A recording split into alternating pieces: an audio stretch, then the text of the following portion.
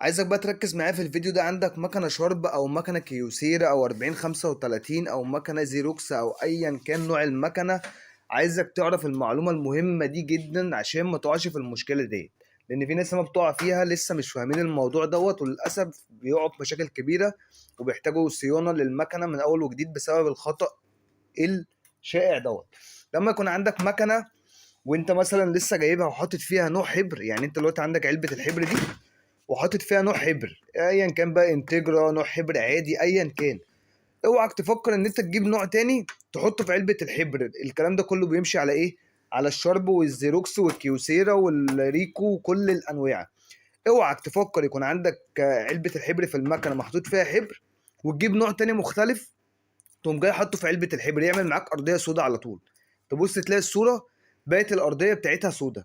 فاوعك تقع في الخطأ دوت. الحل الصحيح ان انت تعمل ايه؟ تخلي علبة الحبر لحد ما تفضى خالص. علبة الحبر اتأكدت ان هي فضيت، والكلام ده برضه في كل المكن، اتأكدت ان هي فضيت خلاص تمام، بقوم جاي فاتح المكنة ومطلع علبة الحبر وحاططها على جنب.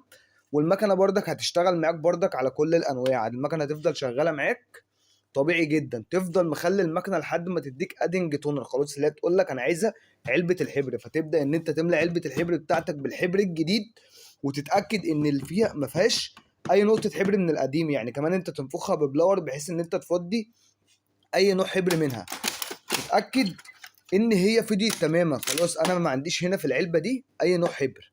وبعد ما بشيل علبه الحبر كده بقفل الجهاز وبدوس نيكست تمام، واخليها تشتغل بحيث انها تشد الحبر كله اللي في تانك الديفولبر، هي وبرضك الكيوسيرا الكبيره والشارب وايا كان نوع المكنه، تخليها تشد كل الحبر اللي موجود فيها. وبعد كده بتملى علبه الحبر بتاعتك بعد ما طبعا بتنفخها من اي حبر قديم، وبتقفلها كويس. وتقوم اول ما تديك ادنج تونر ان هي عايزه علبه الحبر خلاص، تبدا ان انت تحط لها علبه الحبر بتاعتها بالحبر الجديد تمام، بعد ما تتاكد ان هي خلصت من الحبر كله.